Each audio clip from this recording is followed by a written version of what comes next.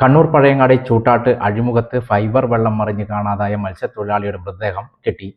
ആസാം സ്വദേശി അലിയാണ് മരിച്ചത്. രാവിലെ 9 മണിയോടെയാണ് അപകടം. കണ്ണൂർ പുതിയങ്ങാടി ചൂട്ടാട്ട് അഴിമുഖത്ത് ഫൈബർ വെള്ളം മറിഞ്ഞ് കാണാതായ മത്സ്യത്തൊഴിലാളിയുടെ മൃതദേഹം കിട്ടി. ആസാം സ്വദേശി അലിയാണ് മരിച്ചത്. രാവിലെ 9 മണിയോടെയാണ് അപകടം നടന്നത്. ഫൈബർ വെള്ളത്തിൽ 3 പേരാണ് ഉണ്ടായിരുന്നത്. മണൽത്തിട്ടയിൽ തട്ടി വള്ളം ചെരിഞ്ഞപ്പോൾ അലി തെറിച്ചു വീഴുകയായിരുന്നു. വള്ളത്തിലുണ്ടായിരുന്ന മറ്റ് 2 പേർ പിടിച്ചു നിന്നതിനാൽ തെറിച്ചു വീണില്ല. ഈ ചൂട്ടാട് അഴിമുഖത്ത് തോണി അപകടങ്ങൾ സ്ഥിരമായിക്കൊണ്ടിരിക്കുകയാണ്. നമുക്കറിയാം, ഇപ്പോൾ കഴിഞ്ഞ ദിവസങ്ങളിലൊക്കെ സംഭവിച്ചത് മണൽത്തിട്ട നീക്കം ചെയ്യണമെന്നുള്ള ഒരു കാര്യം വളരെ നേരത്തെ തന്നെ ജില്ലാ കലക്ടർക്കും അതുപോലെ ബന്ധപ്പെട്ട അധികാരികൾക്കും അറിയിക്കുകയും അതിൻ്റെ അടിസ്ഥാനത്തിൽ ജില്ലാ കലക്ടർ കഴിഞ്ഞ ദിവസങ്ങളിൽ യോഗം വിളിച്ച് 19-ാം തീയതി തന്നെ തീരുമാനമെടുത്തിട്ടുണ്ട് ഈ കെംപ്ടനെ അധികാരപ്പെടുത്തി മണൽ നീക്കണമെന്നുള്ളത്. പക്ഷെ ഇന്ന് വരെ മണൽ നീക്കം തുടങ്ങിയിട്ടില്ല. അപ്പോൾ അത് തന്നെ ഒരു വലിയ അനാസ്ഥയായിട്ടാണല്ലോ. 19 കഴിഞ്ഞ് ഇന്ന് ഞാൻ 31-ാം തീയതിയാണ് സംസാരിക്കുന്നത്. ഈ ദിവസം അത്രയായിട്ടും ഈ മണൽത്തിട്ട നീക്കം ചെയ്യുന്നതിനുള്ള കലക്ടറുടെ നേതൃത്വത്തിലുള്ള യോഗം തീരുമാനമെടുത്തിട്ട് പോലും നടപടിയില്ല എന്നുള്ളതിൻ്റെ അവസാനത്തെ ഒരു ഇരയാണ് ഇന്ന് ഇപ്പോൾ ഇവിടെ മരണം സംഭവിച്ചിരിക്കുന്നത്.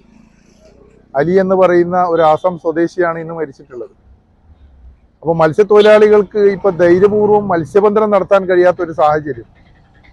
കാരണം കൊട്ടിഘോഷിച്ചുണ്ടാക്കിയ ഈ പുലിമുട്ട് അശാസ്ത്രീയമാണ് എന്ന രൂപത്തിലേക്ക് ചർച്ചകൾ വന്നുകൊണ്ടിരിക്കുകയാണ്. അപ്പോൾ സ്വാഭാവികമായിട്ടും ഈ പുലിമുട്ടിനെ കുറിച്ചുള്ള ഇതിൻ്റെ ശാസ്ത്രീയ പഠനം ഒരു പുനഃപരിശോധന നടത്തേണ്ടതായിട്ട് സർക്കാർ തയ്യാറാകേണ്ടതുണ്ട്. എങ്കിൽ മാത്രമേ മുന്നോട്ട് പോകാൻ സാധിക്കുള്ളൂ. കാരണം പുലിമുട്ടില്ലാത്ത കാലഘട്ടത്തിൽ ഇത്ര വലിയ മരണം നമുക്ക് സംഭവിച്ചിട്ടില്ല.